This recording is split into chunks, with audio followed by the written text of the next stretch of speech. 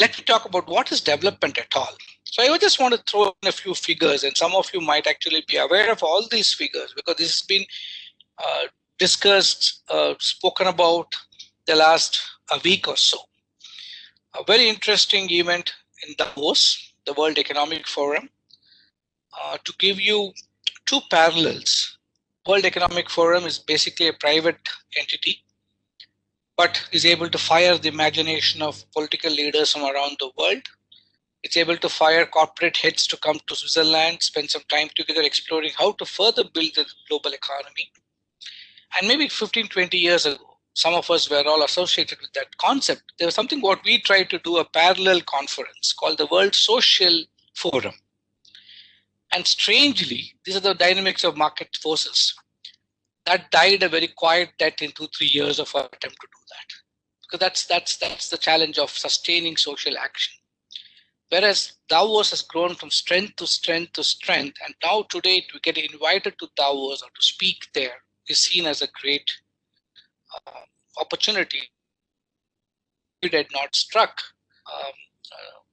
I was also asked to be part of a session and might have been there, but the point is, it's also heartening that Economic Forum is suddenly recognizing voices from the social space and seeing it as integral to the larger concept of human development itself. So it's a very good development. So I just want to give this as a background to what I'm going to talk. But the more important thing I want to mention is part of this World Economic Forum as a challenge and as an eye-opener, as a conscience keeper. Oxfam, another NGO, brings out a brilliant report, and I've known the report and the methodology for quite some time now, and I wouldn't hesitate to quote from that report because I do believe a lot data there is authentic and quotable. If you just look at this latest report, you'll all recognize that I'll talk about India and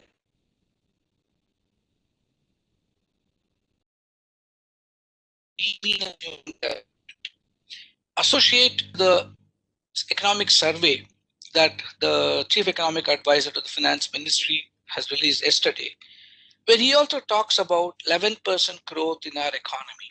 So the narrative around the world today is about economy and the GDP growth. In this background, if you look at it,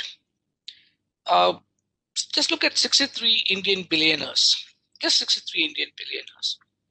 Between them, they had generated the wealth last year equivalent to the entire national budget, not just, and because budget time now I'm bringing all this data, of the year 2018-19, the entire government of India's budget. If you look at the amount of money the top 10% around the world have made just during COVID time, they have made enough wealth amongst them to vaccinate every single human being in the world today against COVID. So we don't have to worry about finding money for COVID. Now, Government of India is losing sleep trying to talk about finding 70,000 crore rupees to vaccinate every Indian in the next possible year or so. But we don't have to, because just in India, it's very strange if you look at it. Top 10% of Indians control 77% of our wealth. And I'm not against the rich, don't get me wrong. I'm not an anti-capitalist.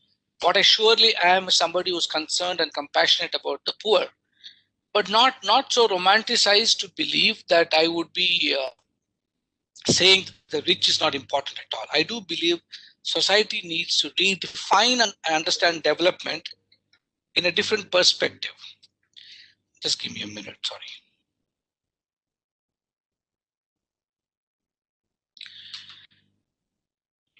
Look at the way the last 9 months of COVID, the 1,000 richest people and the kind of wealth in India that they have made, or even globally, figures are very similar. And the kind of money they made just in 9 months, unimaginably huge.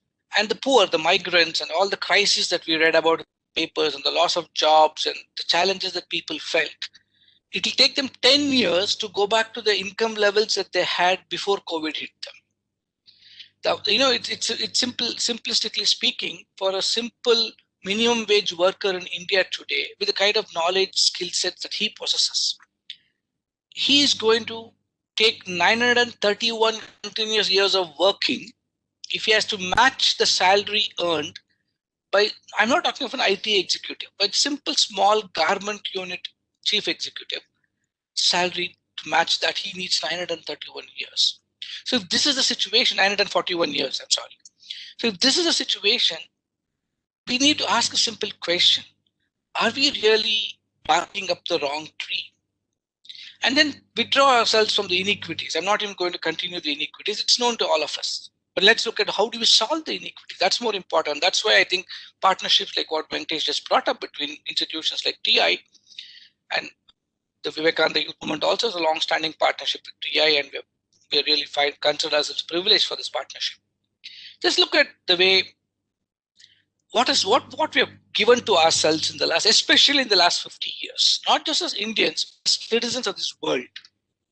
I think three major crises have hit us. And why the partnerships like this are so critical, if you have to look at development, not as a creator of problems, but as a possible solution maker. And I believe the last 50-year narrative of development is a principal problem.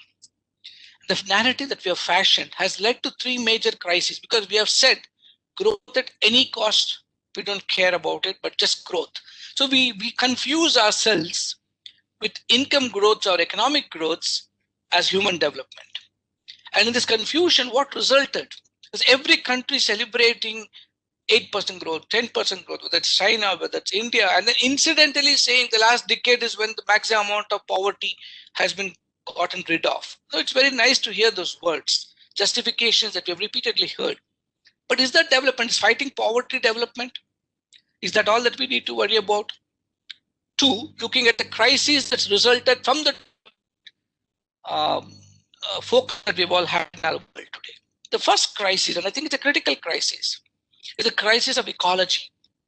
Unimaginable ecological crisis that we have created, to the point where today we are consuming 1.5 times what the world can offer as resources, which means with 7 billion people and more, we're consuming what the world can offer in 6 months itself. The rest of the 6 months is eating into the future, and that can't happen forever. We are going to destroy it soon. So ecological proportions of unimaginable magnitude. The second crisis I've already spoken about elaborately, I'm not going to repeat, is enormous inequities that we have created. Inequities unimaginable.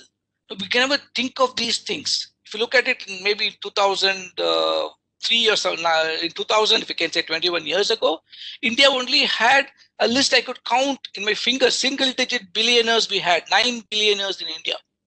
Look at it in 2017, 17 years, we have 119 billionaires. And between 2018 and 22, India is expected to produce 70 new millionaires every day. And I have nothing against the rich, but I have a lot of things against the way wealth is created with the development model that we are all professing, because that's not a sustainable model. We can no longer use the word sustainable. In fact, it's a irony of sorts that we talk of sustainable development goals, at the same time talking of 11% growth in economy. And in fact, I'm surprised that the chief economic advisor didn't focus much on sustainability at all. He only focused on 11% growth. Maybe that's a political narrative of the day, and he has to stick to it. But looking at it, how can you achieve sustainable development goals by 2030, the kind of commitment every country has given to the United Nations? It's a joke when the narrative of development that we talk about is possibly not sustainable at all. So the inequities that we are creating, and again, like I said, my idea is not to solve the inequities by saying kill all the rich, everybody will be equally poor, so the world is a better place. That is not the narrative at all. We need to find pragmatic solutions, and I believe the first suggestive solution, at least for me, people like me, came from Swami Vivekananda himself. He gave it so powerful and so beautifully. If I recall his statement, he says like this. He says it is not by pulling down the rich, but it is by pushing up the poor that we need to bring in equity. Look at the beauty of the concept. We have to see how to push up the poor. Next, he says it is not by a revolution. So all these theories of Naxalism and kill all the people in the establishment, everybody will be equally rich or equally poor. That's not the solution, he says. It is not by a revolution, but by an evolution that we need to bring about equity. A new India should arise, he says. What is this evolution? The evolution is, as much as we see how do we push up the poor, we need to appreciate development is bidirectional, and the rich should become conscious of what they need to do to also bring down the demands that they're making on the ecology, on the inequities, etc. Be sensitive about the processes, understand compassionate capitalism, understand how do we actually look at stakeholder processes, not just looking at bottom lines on a quarter-to-quarter basis. And for that, you need to appreciate the third crisis that this development model has created. This development model has created a generation of people who believe in competitive survival. They believe in selfishness-driven development, which is about me and my qualifications, my ability to get a good job, my ability to generate wealth, and my ability to secure my future. It is not wrong. I'm just saying that's a model that we have all subscribed to. What do I achieve for myself? And again, to me, that's an enormous crisis, because when people don't become part of this rat race, they feel left out to a point where they're not able to even continue living itself. And look at the tragedy today around the world, and hardly anybody talks about it. Close to 1 million young people between the age of 18 and 25 commit suicide every year. We are losing possibly the world's greatest asset in creating an economic narrative where I feel like a misfit to the point where I think I'm useless, I can't participate, I can't compete, and I drop off. So what is the solution? How do we solve this situation where I understand I'm responsible for the planet? At the same time, I also have to worry about profits. Let's not be a romantic hero and say that I'll only worry about the planet, but I cannot. I can talk till the cows come home, but can I promise that I will not fly tomorrow, or I will not travel by my car tomorrow? I will not burn fossil fuel tomorrow, or I will not use electricity to make me look brighter in the front of the screen? I cannot. So we need to find that equilibrium, that balance. But what is the balance and how do you determine it is something we'll talk about in the next few minutes. So the first thing that I believe is, how do we really appreciate all this? And that struggle starts with the individual. And that is why I think programs like this, where we can share thoughts, we can cross-pollinate, we can understand each other, and we can explore how, as a collective, we can find solutions. So saving the planet is as critical of generating profits. It's as critical as all the people around it. It's not about me, but it's about people around. So this triple P bottom lines is not just a fashion statement that we publish to show that we are socially responsible and conscious in our balance sheets. It has to be a believed lifestyle. It has to be a believed conviction. People, planets, and profit. And I bring in the fourth P and say, only then the world can know peace. Look, inequities cause conflict and restlessness in societies. Whatever you see around the world today, political forces like we have seen in the West can capitalize on the inequities and say, I will save, I'll be the messiah for you and win elections. But they don't. And we saw how it played out the last 4 or 5 years in the United States itself. But the bottom line is, sometimes on one side, we're looking at it and feeling that so-called meritorious people who argue and say it's markets, and I can generate and survive in these markets because of my abilities. What Michel Sandel brilliantly in his new book called the tyranny of merit. But on the other hand, the solution is not the pendulum swinging on the other side and say, I'll be a socialist system and say, I will have everything equally distributed across people. We have seen the failures of that system too. Then how do we understand development? If this is also wrong, that is also wrong, then what is right? And that is where I would like to propose a theory of change, which I've been working on for more than a decade, and now successfully around the world, we are seeing very, very positive, encouraging models emerging. And I see global institutions veering towards this. Many years ago, when I was speaking in a multilateral agency on this, it's going to the lion's den and talking about an agency like the World Bank, which said their mandate was to create prosperity for all, became much later. But those days they were talking about fighting poverty.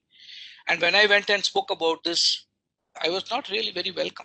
But let's look at the same World Bank today. The last 3 years, they're bringing out what is called the Human Capital Index report, talking about something more important, something about more fascinatingly necessary. And I'm glad that in the Chief Economic Advisor's report, Well, on one side, he talks about the 11% growth. He's also played extremely strong emphasis on saying that 2 to 3% of our GDP should be spent on people's health. And I'll explain to you the connect later in my arguments. So what do I believe is human development? If it is not the traditional narrative of fighting poverty, if it is not the traditional narrative of putting money in people's hands, what exactly is it then?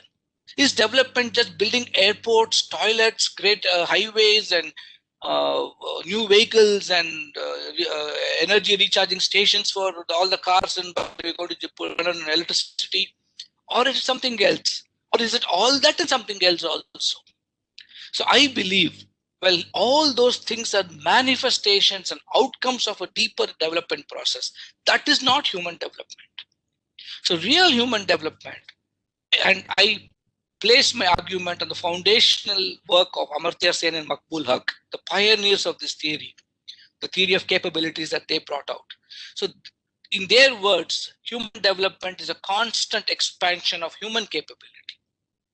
Yours and my capability. If you are all sitting here today as highly qualified engineers and highly qualified managers in the IT sector, well, you are all capable in a particular system or a sector of human endeavor. The very fact you're participating on a Saturday morning is to expand your knowledge in social sector. You're expanding your capabilities. So you're participating in development by attending this webinar itself. So in my opinion, taking off from the theory of change that they spoke about of looking at development as building capability or constant expansion of human capability, there's no full stop to this theory. You constantly expand. Every day you learn something new, each of us. But we don't articulate it as or package it as learning. We just see it as part of life. But that is growing our capabilities.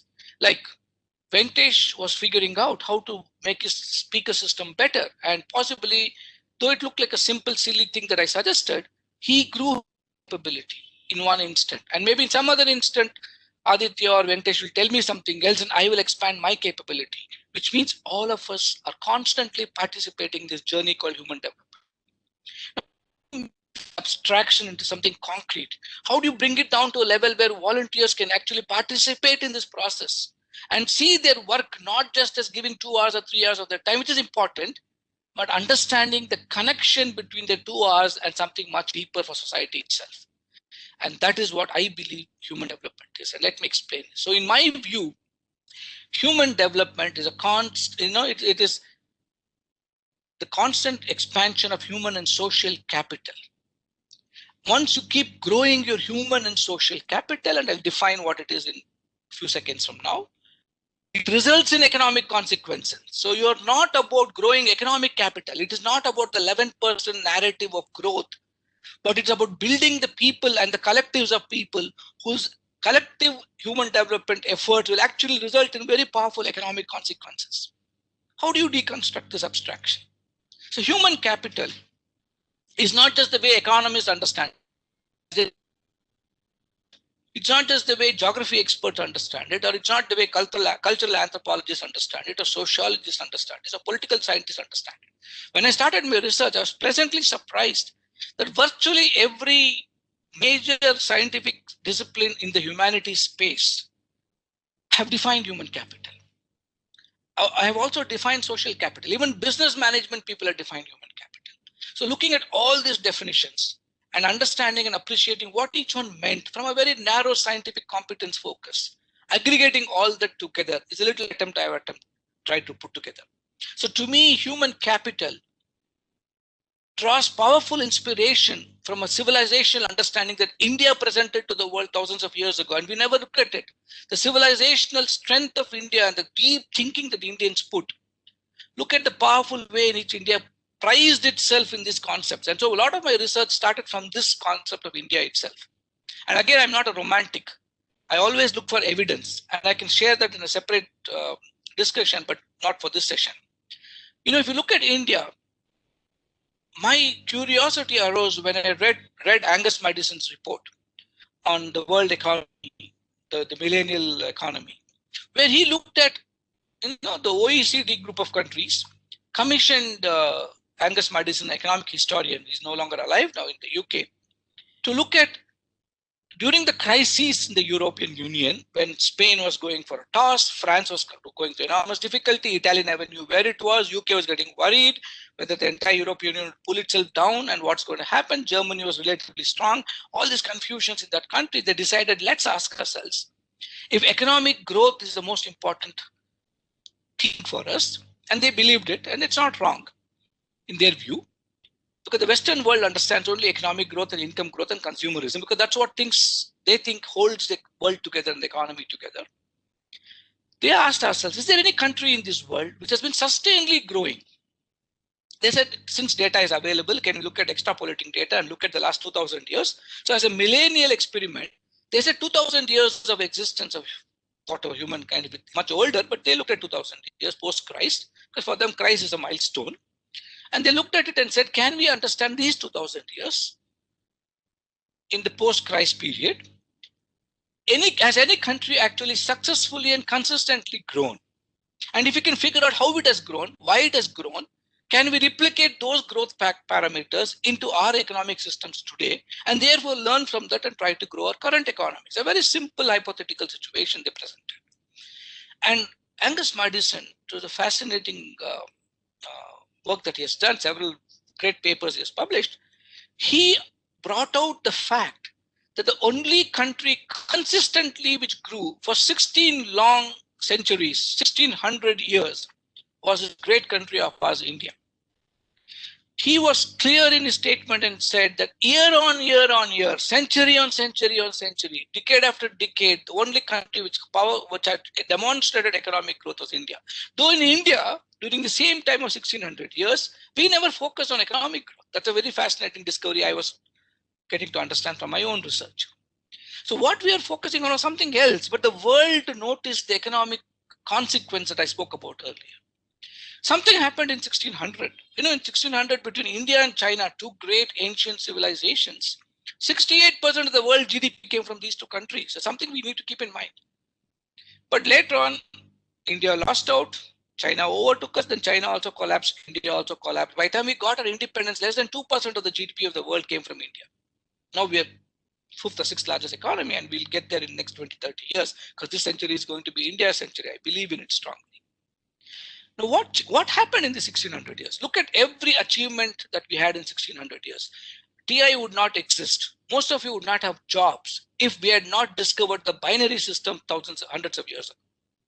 In greatest scientific endeavors that emerged from the Indian subcontinent, whether it's algebra, trigonometry, engineering, chemical engineering, you can just name it. The proud things that came from India were all happening in the 1600 years when we were also growing. So did growth cause the effect of intellectual achievement, or was it intellectual attainment that resulted in the economic consequence? I strongly believe, based on my work, that we focus building people. We were making Indians first. India happened. So Make in India, to me, is a consequence of making Indians. Because of the fascinating opportunities that we could give ourselves and the people, a poor Sudama could go to the same Gurukula as a rich Krishna, King Princely Krishna. Equity was part of our lifestyle. And what did we do? We grew human capital. So the way I define human capital draws inspiration from both current definitions as well as from all this historical research, is a constant expansion of our capabilities in the domain of the physical, the human body,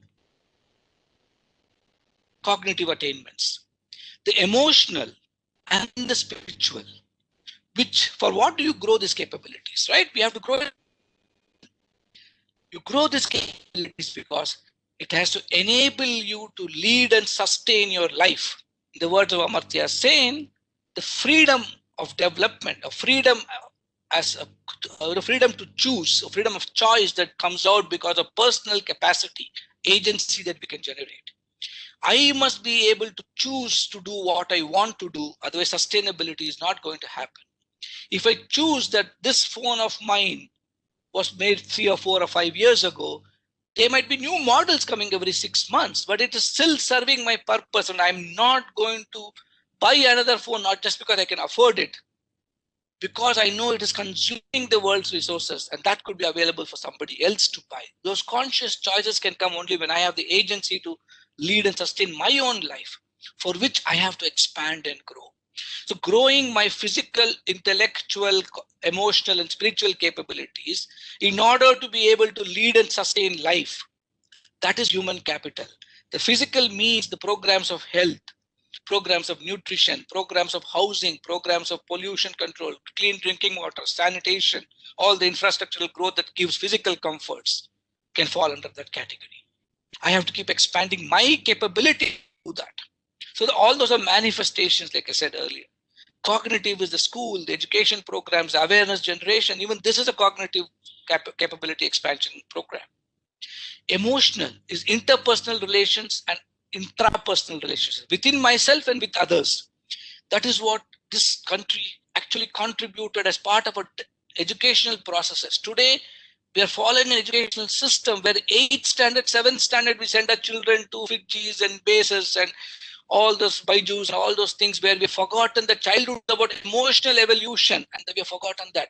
We only want them to qualify for the IITs and NITs and get there, or the NEETs and the All India Institutes.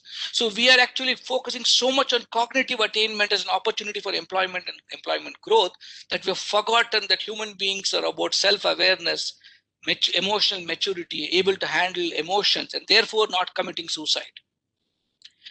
Contentment, peace, happiness are all emotive qualities that can only come when we grow from the inside.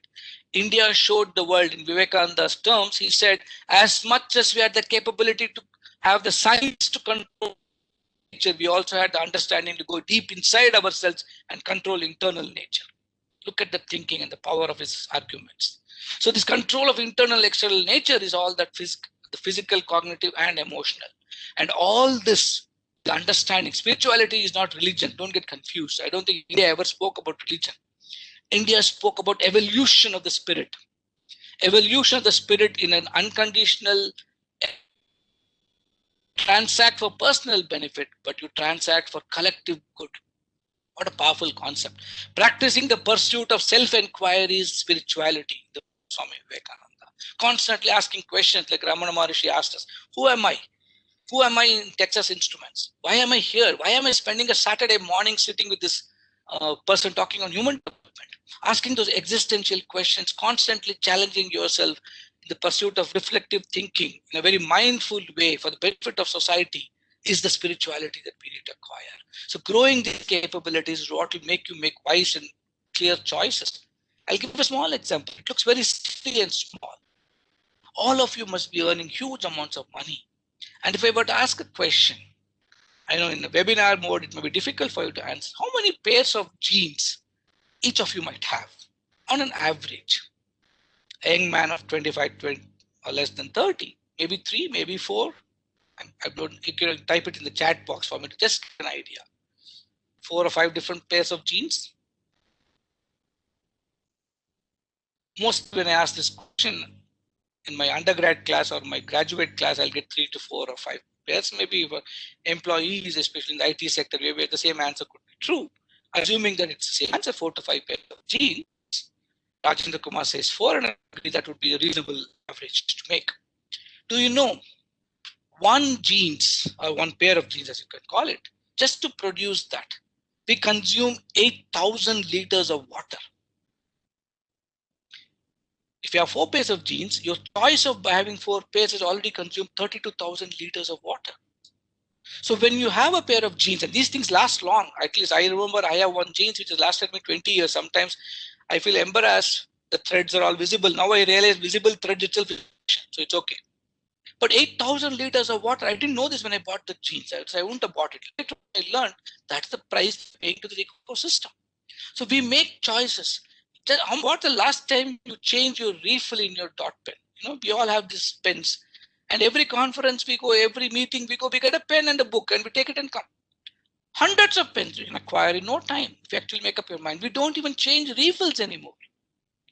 Today we just throw this pen, take another pen. So small things like that, very small. It looks insignificant. But those choices can be made only if you are enlightened within yourself.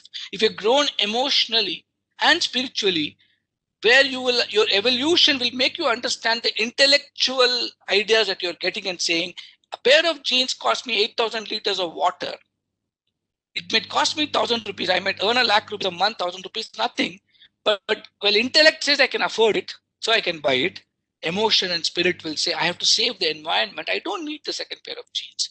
And that is what gives you the agency. And that is the human capital I'm talking about.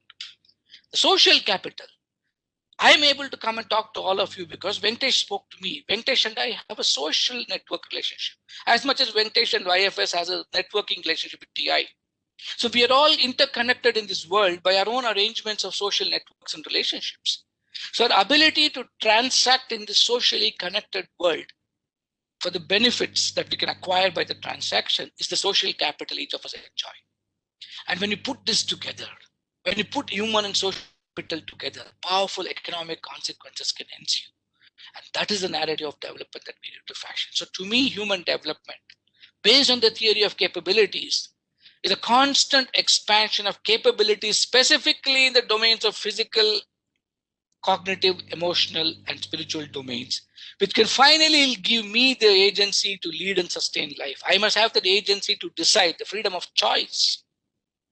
And when I interact in a world of people, the social networks and relationships that I belong to, all of us together have to grow and evolve. That's the evolution that we need to have. And when we pursue human development in this space, we might have activities that we might undertake in our volunteering programs. Some of you may go and undertake volunteering in the Arogya Seva of Youth for Seva programs. You might undertake volunteering in educating children in the slums. What you're doing, remember, don't limit your understanding to say, I'm helping a child in mathematics or science. Expand your thinking to say, I'm building this human capital of this child. You might be building it today intellectually. Tomorrow you might be counseling the child and mentoring it and building it emotionally. Whatever, and tomorrow, 3 days later, you may say this child needs nutrition, and you may suddenly participate in nutrition programs. Don't call them programs and limit the great work you do. Symbolically expand it to say you're investing on human capital of that child, which is going to contribute economically, maybe 10, 15, 20 years later to this country of ours in a very compassionate, balanced way, which is what sustainability is all about. We cannot but consume resources of the world. But consuming it in a responsible, socially conscious, sustainability focused manner is the best that we can do under the circumstances. I cannot make a commitment and say I will not wear pants at all or jeans at all. I cannot make a commitment and say I will not use electricity at all. I will not use my car at all. But I will be using it wisely, compassionately, and keeping the social necessities in mind. That is the best commitment we can make. And most of us start doing it. The world has to be a better place because we are 7 billion people. I'll give a small example how corporates can actually think like this. Several years ago, I heard one of Unilever's then chairman speak at Cornell, Paul Mann. Extremely sensitive human being, very conscious about this sustainability initiatives. Very pragmatic and reasonably honest man. One of the students asked him a fascinating question, young student, and I was very impressed. I was sitting in the hall listening to this transaction happening. This student got up and said, you talk so much about sustainability. And she challenged him and said, I am a person who used to use your moisturizers and creams and all that, the Fair and Lovelies and fairness creams and all that many of us put to use. Irrespective of gender, all of us, I think, use some of these creams, especially winter. She said, I stopped using a cream because I think you're not sustainable. She had the ability, the human capital to stand up and present the conscious question and say, and I didn't even know this. It was great learning for me. She said, all your creams are having micro beads in them. Those micro beads is what causes the friction when you apply this cream. And that is what actually removes the dead epithelium and makes you look bright and fair and all that claim. So it's not the cream that is acting or the chemical in the cream, but it is actually the slight friction you cause by the microbead is being rubbed against your skin that actually makes it better. She said, after I wash my face of the cream, all the microbeads goes into the drain. Finally, it all goes into the ocean. Today, our oceans are filled with thousands and thousands of tons of microplastic beads. Fishes eat them, they die. She says, you're actually ruining aquatic life. So how sustainable can you be? And then I learned Polman was aware of this. And he had actually a few years earlier realized that this could become a market sentiment. If all the young people of the world say, I will stop using fairness and moisturizer creams, etc., because you're having microbeads in them, that is the largest selling product of this globally. They might have a serious profit problem. The bottom line would crash. He then said he put millions of dollars in research, and today I think most of the creams are devoid of microbeads, plastic microbeads. So we can have science and technology help us with solutions. I think that's when I liked what he said. He said we cannot stop using creams, but can we make a cream something more aligned to sustainable thinking? And today they're back in business. So that is the kind of solutions we need to find. And when you have the human sensitivity to raise the question, you'll also have the human scientific ability to find solutions. And when these kind of partnerships emerge, I think that is what will happen. The more you get sensitized to these concepts of human development, the more you get sensitized to understanding development from this perspective, the togetherness of our exploration of answers for the problems that we see around us will find us sustainable solutions. Because development to me cannot be a solo journey of any one sector. I believe there are 6 sectors today that's impacting development in different ways. The state, any government, anywhere in the world, takes the principal responsibility of human development. They have taken the mandate of what I will take my countrymen towards. The chief economist at a survey report that came out today, or the budget that's going to come out on Monday, they're all attempts of the state to modulate and focus and bring about development of the citizens of that country. Whether it's the US Congress or the Indian Parliament, they are mandated to do that. Now, state exists for citizens, for the people of this country. We are the ones who populate the state. We are also ones who get the benefit of the decisions taken by the state. So we are 2 critical players. Post 91, in the context of India, corporates like you got a major boost. Policies altered, markets opened up, deregulation happened, the license Raj was nearly killed. Today, you've become an important player. And the beauty and the greatness of the corporate world is, as much as many of you are focusing on generating profits, all of you are also getting to ask the questions of ethicality of business. You're starting to ask questions of sustainable balance sheets, socially responsible disclosures. And so you are also becoming sensitive. And the profits that you're making, you're also trying to put it into foundations, into CSR work, into reaching out to more people to become that much more participatory in your approaches. So a socially sensitive corporate class is emerging. I'm not saying everybody is like that, but many people are trying to be that, Texas Instruments including. So all of you are trying to be concerned about society and the evolution of society.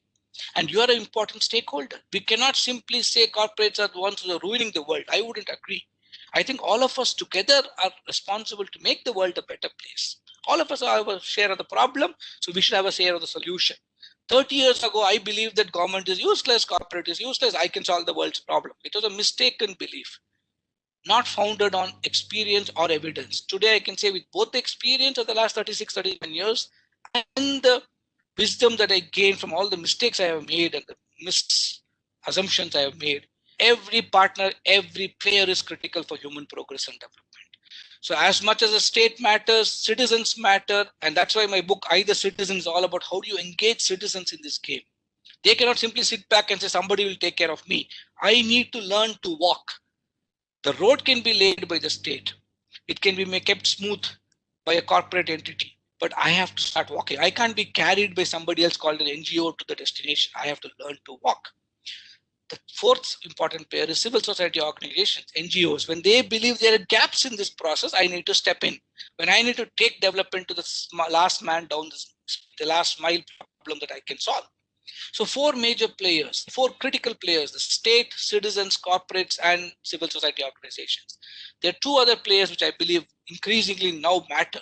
The media matters. The narratives media focuses on.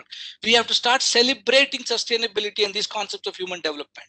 We have to start de-celebrating just the rich. Instead of proclaiming a billionaire here, a billionaire there, I don't want to use names and say that that particular person did this in this company or this particular entrepreneur achieved this. Can we celebrate the growing of this human and social capital? So media narratives become important in countries like ours, especially in the digital space and social media. Look at what's happening this week. Many of you might be following what's happening to the game stores in the US. A set of young people believe that they should possibly upset the market, the Robin Hood theory and the Robin Hood space portal that they had. Today, there's a major market crisis. And we all know the power of media, and that's important. And the sixth one, I believe, is academia. I think academic systems in this country have just gone on a holiday. And I believe the national education policy and the power behind it, the thinking behind it, if it can actually, people can actually understand it and work on it, it's a very fascinatingly great policy, possibly one of the best policies post-independent India has had till today. If we can live the dream and implement all that, and academia understands its obligation and responsibility to fashion the thought leadership of this country and the world itself, and they can become an important player in taking these ideas forward, the world has to be a better place, my friends. So I believe development has to evolve and emerge as a synergistic partnership of these players. Instead of sitting back and criticizing each other, which is what we normally end up doing, can we take the position that each of us have different strengths, different weaknesses, but together we can aggregate our strengths, mitigate our weaknesses, and together we can make this world a better place. And that is why programs like this, partnerships like YFS and TI or SVYM and TI actually matter. So I don't see TI as a fund giver. Personally, I don't see TI as just as a CSR provider. To me, we are partners in this game of development. And that is why we need to have the common understanding of development, a common appreciation of what we mean when we use the word development. So you just don't fund a school or hospital. You fund the investments on communities' human capital. And that tomorrow, 10 years later, 5 years later, will have powerful economic consequences. So the work you're doing today by supporting hundreds of organizations in CSR, the real impact may not be seen today or tomorrow. It cannot be measured on a quarter to quarter. It may take a decadal growth to understand and appreciate. And that is how development is. It's a very slow, organic emergence over years together of investments on human and social capital. And if you can work with this understanding, if you can volunteer with this understanding, look at the powerful experience we can build together. Look at the powerful solutions we can co-generate for society's issues. Look at the way we can create role models for everybody else to imitate. I hope that is something that will emerge from sessions like this. And I'm sure every week or every month, you're going to have repeated experience sharing on this kind of platforms. And this is what will emerge from this. An enlightened set of people, a new cohort of young social sector leaders. You can be in any sector for that matter, but your heart is going to be social. Your thinking is going to be a synergistic partnership. And this conversation of development, together we can truly make not just our country, but this world itself a better place.